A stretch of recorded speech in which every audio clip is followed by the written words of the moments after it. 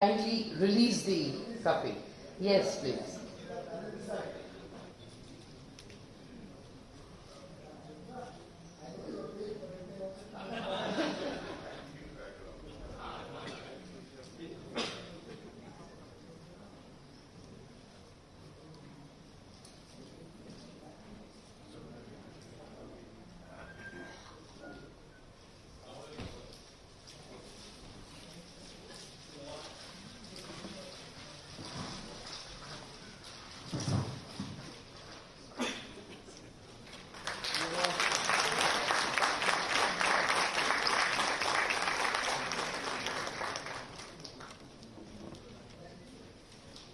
Okay, congratulations to the team for the HLAG report, and thank you so much for doing the honors.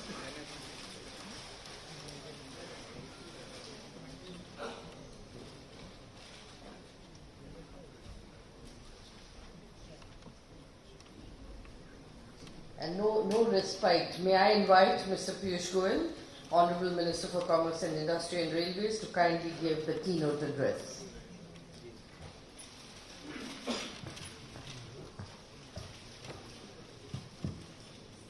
Thank you, Sujit Bhalaji. Thank you, CII Chandrajit Banerjee ji, and all the colleagues who worked to come up with this very, very high quality report on the way forward to truly make India an investment destination, a destination where we can grasp the opportunities that are available, but probably for various reasons I have been unable to capture. First of all, I'd like to congratulate Dr. Bhalla on being appointed as the Executive Director of IMF. We are really delighted and proud of your appointment, and I wish you well in your work at the IMF for the next 3 years. Tomorrow is also the 31st of October, Rashtriya Ekta Divas. In some sense, as we celebrate unity and integrity of the country, this kind of a report coming out from a team which had amongst its members, of course, now the former Foreign Secretary, now the External Affairs Minister, Dr. Jaishankar as a member. We had eminent economists, we had persons from industry, we had former retired bureaucrats, we had lawyers, how could I forget? And I think in some sense this reflected this unity of purpose with which the high-level advisory group worked to come up with an action agenda, come up with suggestions which can hopefully help us achieve some of the ambitious goals that we have all set for ourselves, more particularly the goal for a $5 trillion economy going forward in the next 5 years. And I'm sure this unity of purpose that this group demonstrated, I've had the privilege of having 2 or 3 interactions with them, and I could truly see this is a labor of love. It was not an assignment, it was not something that you can do unless you are passionate about your effort, about your work. And I could see that reflected in the high quality report that has come out. To my mind, it's been a very bold report. I was a little hesitant when they first put up some of these suggestions, but I'm delighted to see that some of them have already been accepted, whereas I was telling them, "Itna bhi mat likho ke baad mein I'll have bashing ke you're not able to achieve enough." But I think the income tax suggestions that you all were making, the Honorable Finance Minister has actually implemented even before the report got finalized, based on the draft report itself. And I'm sure this will be a great document, a kind of Gita, Bible, Quran, whatever you want to call it, for all of us in government, whether at the center and the states, to help us navigate in the days and months ahead our task to make India that preferred investment destination. In fact, I got a little delayed because parallelly we have another meeting going on where the state ministers, the central government representatives and officials from different ministries are engaged in a day-long program at the Ashoka Hotel to see where we go forward in the Make in India program. So in some sense, what we are receiving from them today will help us in that engagement also to take forward the Make in India program, to make it more robust, to bring quicker success. And while talking over there, I was thinking in my mind that the entire collective effort that each state is doing, local bodies are doing, central government is doing, is truly phenomenal. After all, you couldn't have had 3 years of continuous improvements in the ease of doing business and be amongst the top 10 performers for 3 years in a row, unless it was the collective effort of different sections of society and all the various stakeholders. Similarly, if at all we want to take our exports to $1 trillion so that we can truly achieve the $5 trillion economic GDP target, we will need to have an accelerated program in several sectors, in several departments, in several areas. And the engagement at Ashoka Hotel is coming out with some very good suggestions. For example, one of the suggestions that I promptly accepted was to look at PSU land as an area which we can offer for industrial growth and industrial activity. The railways has huge amounts of land, surplus land, which we are willing to offer to the governments at a fair market value, so that that can become also a mode to encourage faster economic development in the different states. I was mentioning in the earlier interaction about the power plant in Kota in Rajasthan. I visited that several years ago. It's an outdated, probably 50-year-old power plant. Most units are not working. 1 or 2 units are working. But if we were to shut them down, we would be doing a service for all Indians, and particularly the residents of Kota. The amount of pollution it spews out. And it would make available 1,000+ acres, which could add so much economic activity that the whole region will become much more prosperous. I think it's time we started engaging within the government of India and with the states with these out-of-the-box ideas. And I think we have a lot of homework to be done that Sujit, you and your team have given us today. I thought that I have enough on my hand, but I didn't know you're going to take away the few hours of sleep that I get. And, well, I've missed my lunch today, but if I was to look at the amount of suggestions that you've given, I'm worried whether I'll have a time for dinner tonight also. But truly remarkable, the way you structured your ideas, the way you've looked at different aspects of the economy, whether it's investments, whether it's the services sector, whether it's the financing, and the different modes of financing that we can use, the policy initiatives that you've suggested in different sectors, be it tourism, be it healthcare, biotechnology, textiles, a very wide gamut that has been covered in this report. And I truly thank you from the bottom of my heart on behalf of all my colleagues for the wonderful work that you and your team have done.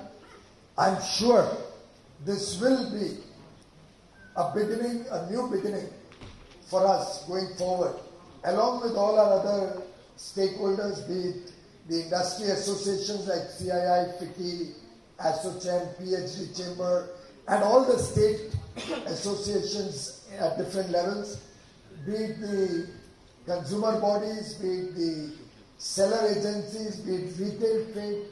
I think all of them have something in it on offer, something for them on offer in this report. And that's the strength of working together, that's the strength of thinking together, and that's the kind of progress that can come when all of us are engaged with a common purpose before us, a common purpose to boost economic activity in India, to encourage greater investments into India, to take manufacturing to 25%, the stated goal which we've been working for several years, but are still finding it to be somewhat eluding us, to take services to the next level of development so that we are not just an IT BPO country, but we engage with artificial intelligence, 3D manufacturing, the next generation of technologies, bring in greater engagement with the best practices across the world, look at concerns in a multilateral framework, in a rule-based trading system with far more clarity of mind, look at engaging with the world through the method of multilateral trading blocks with confidence in our own ability to be competitive, yet protecting India's interests, both strategic and economic. And I'm sure this kind of working together will give us rich dividends. I know we will continue to have your support from Washington, even while you are doing your duties over there. And I'm sure this report, and I'm hoping that it will be put in public domain. It will be on the net in public domain. I would seek wider ideas, wider comments, greater degree of engagement with all stakeholders across the country so that we can truly remove the bottlenecks, succeed in our vision for a genuine single window, a single window which doesn't open up 10 doors behind it. Work towards making India domestically competitive, particularly when we are competing with imports from the free trade areas. Look at what we can do to promote export competitiveness, and I believe exports will only happen and be competitive on the top of successful domestic manufacturing. Economies of scale will help us be more competitive, and the large 1 billion plus domestic market is our biggest strength. The demand of 1 billion people aspiring for a better quality of life is our biggest strength. We need to leverage on that to become more competitive, bring economies of scale, and on top of that, we should have the export surplus capacity, which even at marginal costing will add value to Indian businesses. So that's the kind of future that I think we can all work towards. Thank you very much for all the good work you have done. And I assure you that when you come, let's say next winter, 1 year from now, we'll have a significant progress to report to you and your colleagues in terms of the actions that we take to make this a reality, not just one more report. Thank you very much.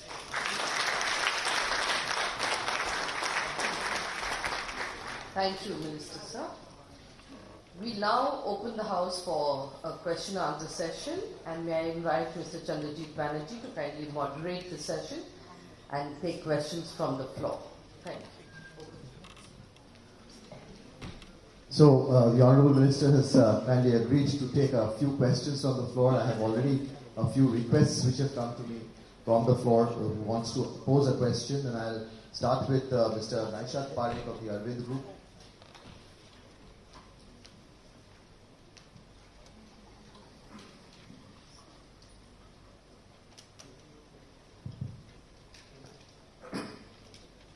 Exporters have always witnessed challenges and threat from imports also. I'm sure that this report is going to have huge balance and the basic competitiveness of the industry. Just if we can just, because of the lack of time, just we can go to Okay. question. Fine. Okay. Sir, FTAs are, of course, the present need, and I am sure that the report addresses the basic issues which Indian manufacturers are facing, and we can, with those solutions, we can progress on FTAs and integrate with the world. In case if you can comment. Right, we'll take a few questions together and then we'll... Sir, my name is... Yeah, could we go one by one? There are a few people who have asked. First, there are people who have actually already put their request. I'll come back if there is time for you. Mr. Bharat Joshi. Thank you, sir. Mr. Minister, with the ongoing developments, trade tensions between two large economies and also potential regional integration, can we expect any measures to further foster FDI inwards and also logistics connectivity, which will be important from the regional perspective? Thank you. Thanks, Bharat. Vishwanath, T.S. Vishwanath.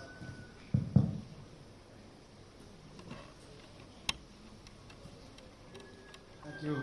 Honorable Minister, given the fact that we are focusing quite a bit on FTAs now, and this report also talks about how do we revive multilateralism, would you like to talk about what steps would India really take? Because on FTAs there are several questions that are being asked. How do we propose really boosting our role in ensuring that the WTO gets back on track and moves forward? Thank you. Right. Honorable Minister talked about some very important stakeholders across, and small and medium-scale industries are very, very an important stakeholder. I'll ask Mr. Nalin Kohli to pose a question, especially reflecting the thoughts of the medium and the small. Thank you, Mr. Banerjee. Honorable Minister, we feel that one thing is to become more competitive, have ease of doing business, so that we remove the handicaps which we had in the past. But another area now, we are the second or the third largest startup country in the world, would be to do more IP-driven exports, which are based on innovation, which address the need of a global customer in a very different manner. And I think this huge energy of startups, which happens in the small and medium sector, needs to be harnessed, and we create a totally new paradigm for exporting goods and services which were not there earlier, where we have an advantage in terms of innovation and IP over other countries. We'll go request the Honorable Minister to take this round, please. Round, and I have a 5 o'clock with the Home Minister. I can't be late in that engagement, you'll appreciate. Thank you, Mehshad Bhai and Vishwanath ji. Both of you spoke about FTAs. First of all, in a globalized world, remaining isolated is not going to help India in the long run. We will have to integrate with the rest of the world with multilateral global trading blocks, and that is a two-way traffic. It has to be a win-win for both sides. You can't have a situation where you expect that we get all the benefits of multilateralism, but we will not give any benefit to anybody else. So unfortunately, a narrative is sought to be made in our country, particularly by just a small microcosm of people, a few people, as if an international engagement or international arrangement that is sought to be discussed at this stage is going to just kill India, kill Indian industry, kill Indian farmers, and based on completely baseless and I think nonsensical thoughts, a kind of a fear psychosis is sought to be created. Obviously, one should engage with different countries to see what is in the best interest of the country. One thing this nation, and I think every citizen of this nation, is proud of, that we have a leader in Prime Minister Modi who will never let a compromise happen on national security, national interest, and what is good for the people of India. That certainly the people of India trust, that here is a leader who will never compromise with the interests of the people of India. But obviously, that interest has to be decided in a very large frame. It cannot be decided with a myopic vision. And I think while discussions are going on, ideas will come, ideas will go, newer and newer thoughts will be on the table. Some will fructify, some will go by down the side. And until the entire framework is in public domain, I would urge that there is no need to write editorials or make comments or give interviews based on half-baked theories and half-baked information. We must allow the people who are working to work through the whole system. One thing I can assure you, like FTAs were finalized in the past, literally with a time constraint and you're forced to sign on a particular date, our government is not a weak government. It's a strong, decisive government which will decide on any agreement on India's terms on what is good for India and the people and industry in India, and will ensure sufficient, adequate safeguards for Indian industry, while also ensuring huge business opportunities for India, particularly when we deal and trade internationally, and also ensuring that what comes into India through these trade agreements are also good for the country, good for the people of India. Ultimately, a government has to balance consumer interest and industry interest. Now, we can't have inefficient industry lobbying against import or lobbying against free trade agreements on the pretext that it will affect them. We'll also have to be worried about the consumers. Can Indian consumers be made to keep paying disproportionately high value for inefficiency in a particular sector? I don't think that would be fair. But every government has to protect its farmers. Every government has to protect areas where we have domestic strength and domestic markets, large markets. But if we look at things only from an individual perspective, I think we'll be doing a lot of harm for India. I would urge everybody, come and talk to us. Understand the issue. Argue your case. But don't create a fear psychosis which is unwarranted, which is unfair to the people of India, which is unfair to the poor of India. And I personally believe Prime Minister Modi is one leader who's working day and night to ensure that the benefits of every action that any of us takes has an impact on the lives of that man at the bottom of the pyramid, the poorest of the poor, so that we can give him a better quality of life, we can make his life easier, happier, more fulfilling, more prosperous. And that can best be done with a wider canvas rather than a narrow individual industry interest being the only focus on which decisions are taken. Having said that, negotiations are going on with several countries. We are talking with the US on several trade issues.